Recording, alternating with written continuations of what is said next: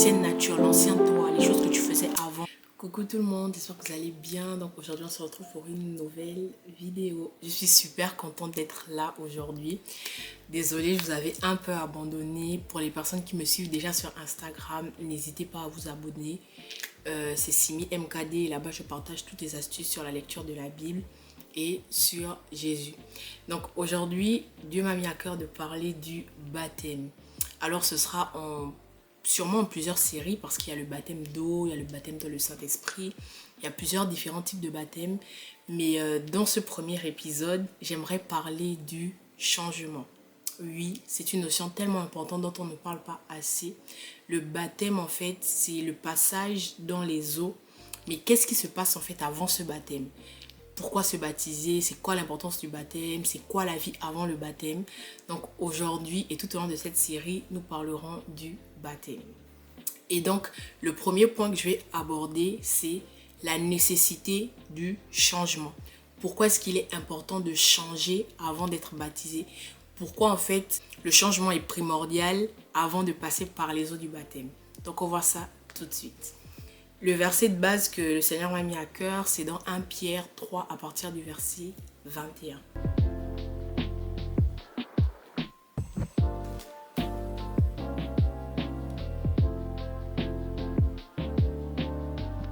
Et donc ce verset, c'est le verset de base qui nous servira dans toutes les vidéos concernant le baptême. Mais pour la vidéo sur le changement, donc celle qu'on fait actuellement, le verset de base, c'est dans Matthieu 3 à partir du verset 11. Et je vais le lire avec vous. Moi, je vous baptise avec de l'eau pour montrer que vous avez changé de comportement. Mais celui qui vient après moi vous baptisera avec le Saint-Esprit et avec du feu. Je vais également lire un autre passage dans Matthieu 3 qui dit: En ce temps-là, Jean-Baptiste parut dans le désert de Judée et se mit à prêcher. Changez de comportement, disait-il, car le royaume de Dieu s'est approché. Jean est celui dont le prophète Ésaïe a parlé lorsqu'il a dit: Un homme crie dans le désert, préparez-lui un chemin du Seigneur. Je vais sauter quelques versets. N'hésitez absolument pas à lire tout le chapitre 3 de Matthieu. Il vous permettra vraiment de comprendre tout ce que je dirai tout au long de la vidéo. Mais je vous mettrai tout le passage en fait là. Et vous pourrez lire en même temps, mettre une pause sur la vidéo. Donc, je vais sauter jusqu'au 5 et on dit: Les habitants de Jérusalem, de toute la Judée et de toute la région voisine, de la rivière du Jourdain, allaient à lui. Ils confessaient publiquement leurs péchés et Jean les baptisait dans le Jourdain. Jean vit que beaucoup de pharisiens et de sadducéens venaient à lui pour être baptisés. Il leur dit alors: Bande de serpents, qui vous a enseigné à vouloir échapper au jugement de Dieu qui est proche? Montrez par des actes que vous avez changé de mentalité. Et ne pensez pas qu'il suffit de dire en vous-même: Abraham était notre ancêtre. Donc par plusieurs versets, nous voyons qu'il y a cette notion avec le changement. Pourquoi il est important de changer, c'est ce que je vais aborder tout de suite. Let's go. Alors, l'une des premières choses que Jésus fait dans votre vie, dans notre vie, lorsqu'il vient à nous, c'est qu'il nous démontre en fait la différence. Il montre un changement de vie. Et pour illustrer ça, je vais parler de Genèse au chapitre 1. Dans le chapitre 1 de Genèse, on dit que la terre était informe et vide et qu'il y avait des ténèbres en surface de la terre. Et le Saint-Esprit se mouvait au-dessus des eaux. Mais Dieu dit que la lumière soit et la lumière fut. Lorsque cette lumière en fait a commencé à se démontrer, il y a eu un changement en fait. Il y a eu un passage des ténèbres à la lumière.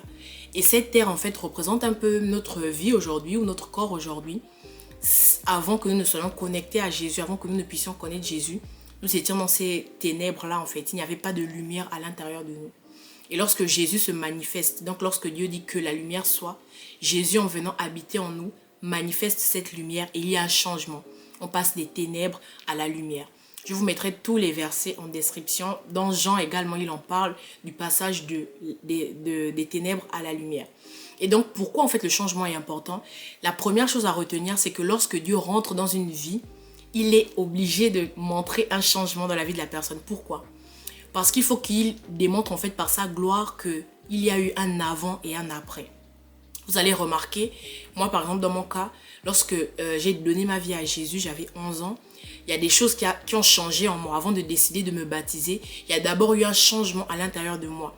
Par exemple, si j'étais colérique et qu'il m'arrivait de m'énerver pour un rien, ben, le fait que Jésus puisse venir habiter en moi, il a commencé en fait à me faire réagir d'une manière différente. Ça signifie que la Simone d'avant, si on tapotait son épaule et qu'elle n'aimait pas ça, la Simone d'avant allait réagir sur le coup.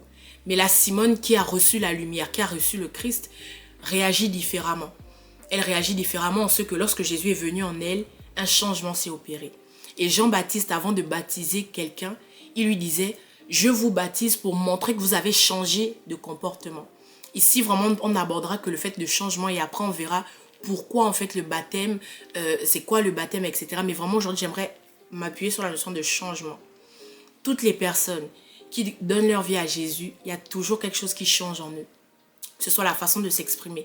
Peut-être qu'avant, tu disais beaucoup de gros mots et que lorsque tu as donné ta vie à Jésus, il y a eu quelque chose en toi qui te limite en fait dans ta façon de t'exprimer. Tu ne t'exprimes plus vulgairement, mais tu as une façon de t'exprimer beaucoup plus sage. Tu as une façon de parler avec beaucoup plus d'amour.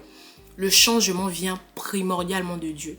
Et j'ai donné cette image de Genèse où nous sommes comme cette terre qui était informe et vide. Et lorsque Jésus vient en nous, il rétablit les choses. Il y a un changement. J'aimerais parler également d'un homme qui m'a beaucoup marqué. C'est l'apôtre Paul. Dans Acte 9, on parle de sa conversion. On dit que l'apôtre Paul persécutait les chrétiens. L'apôtre Paul, on avait quelque chose contre les chrétiens. Il pensait bien faire, il pensait défendre Jésus, il pensait défendre Dieu, pardon, parce qu'il ne croyait pas en Jésus. Il pensait défendre Dieu. Mais qu'est-ce qui va se passer? C'est que Jésus va se présenter à lui, il va lui dire, mais pourquoi Paul? Pourquoi me persécutes-tu en fait? Qu'est-ce que tu as contre moi? Et quelque chose va se passer, c'est qu'il va faire 3 jours aveugle. J'aime bien à penser que ces 3 jours aveugles, c'est comme ce moment où Dieu, en fait, enlève tout ce qu'il pensait déjà connaître.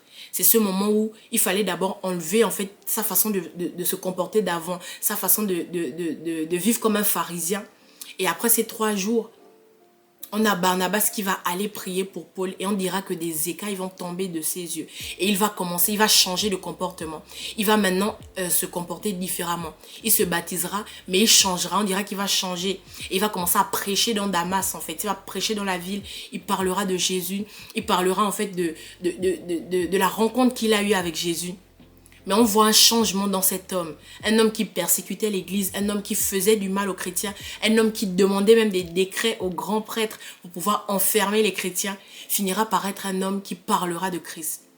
Ça signifie que le changement lorsque tu deviens chrétien, le changement lorsque tu donnes ta vie à Jésus, se fait réellement sentir en fait.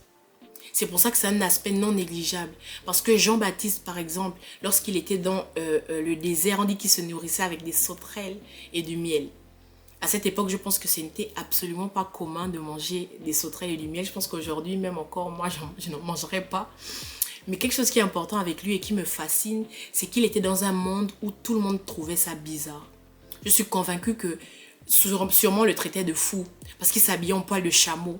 Il était différent, il y avait quelque chose qui le différenciait. Il y avait quelque chose en lui qui n'était pas comme tout le monde. Il vivait dans le désert, il avait plein de disciples, il mangeait des sauterelles, il mangeait du miel. Il y a plusieurs choses en lui qui n'étaient pas en fait du monde normal. Mais justement, il prêchait toujours la personne de Jésus. Il annonçait, il disait changer de comportement car le royaume de Dieu s'est approché. Donc à quelqu'un qui veut se baptiser aujourd'hui, à quelqu'un qui peut-être même est déjà passé par les eaux de baptême, l'une des premières choses que Jésus fait en toi, c'est de marquer un changement. L'une des premières choses que Jésus fait en toi, c'est de marquer une différenciation. Parce que les chrétiens, aujourd'hui, lorsqu'on les regarde, il y a une différence avec le monde. Tu ne peux pas en fait être chrétien aujourd'hui et on ne voit aucune différence avec le monde. Ça signifie que tu fais toutes les choses que le monde fait, mais on ne voit absolument aucune différence. C'est assez contradictoire avec la Bible parce que toutes les personnes qui donnent leur vie à Jésus, on te dit toujours quelque chose. Ah, je trouve que tu as changé. Avant, tu t'énervais facilement, mais là, tu es super calme. Avant, lorsqu'on t'envoyait, tu boudais, tu refusais tout le temps, mais là, c'est free en fait. Il y a l'amour qui vient en toi parce que Jésus met de l'amour en toi. Il y a la notion de pardon également qui vient en toi. Il y a toutes ces caractéristiques et tous ces aspects-là qui viennent en toi et qui montrent vraiment un avant et un après. Et je vais finir ces quelques mots en parlant du premier miracle de Jésus, donc qui était le mariage à Cana. Jésus fera quelque chose, il va changer l'eau en vin.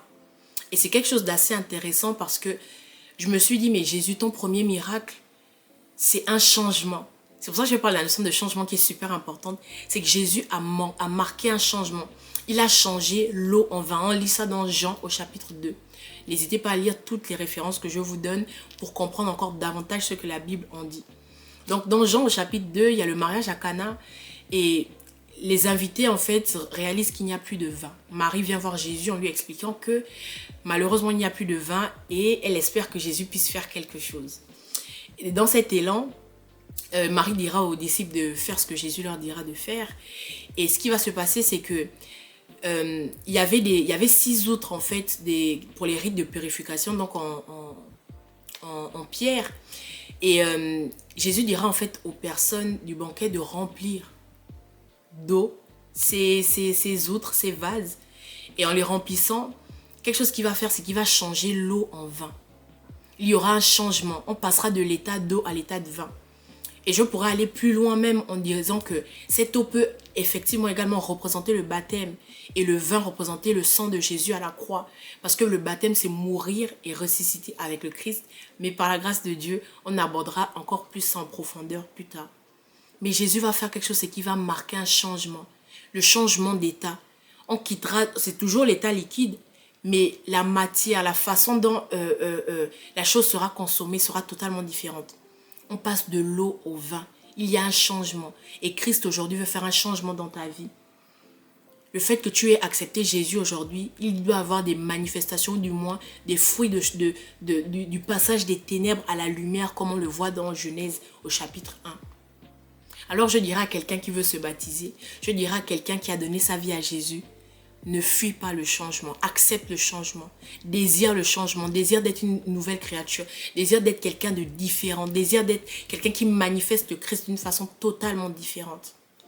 Il ne faut pas attendre d'être parfait pour se baptiser. En effet, j'ai abordé la notion de changement, mais ce changement est également évolutif. Ça signifie que même après 10 ans de conversion, même après 10 années de baptême, tu continues de changer pour le meilleur. La notion de changement, elle ne se limite pas juste avant le baptême, mais elle commence avant le baptême. Et elle continue bien au-delà et jusqu'à ce que le Christ revienne. On ne finit pas d'apprendre, on ne finit pas d'évoluer. Mais si je parle de cette notion de changement aujourd'hui, c'est simplement parce que par le changement, tu passes des ténèbres à la lumière. Par le changement, tu démontres que ton ancienne nature est en train d'être crucifiée afin que la nouvelle nature, donc la nature de Christ, est maintenant là. 2 Corinthiens 5, 17 nous dira: si quelqu'un est uni à Christ, il est une nouvelle créature. Les choses anciennes sont passées, voici toutes choses sont devenues nouvelles. Ça signifie que 2 Corinthiens 5, 17 nous parle de ce changement également. L'ancienne nature, l'ancien toi, les choses que tu faisais avant, tu dois accepter de les laisser de côté afin que la nouvelle nature, celle du chrétien, celle de Christ, puisse totalement habiter en toi et que tu démontres par ce changement que maintenant tu appartiens à Jésus. Pourquoi il a fallu passer par l'eau et ressortir? Pourquoi Jésus est mort à la croix pour nous et en quoi le baptême est tellement significatif aujourd'hui? On se retrouve bientôt. Que Dieu te bénisse. C'est Deeper et au revoir.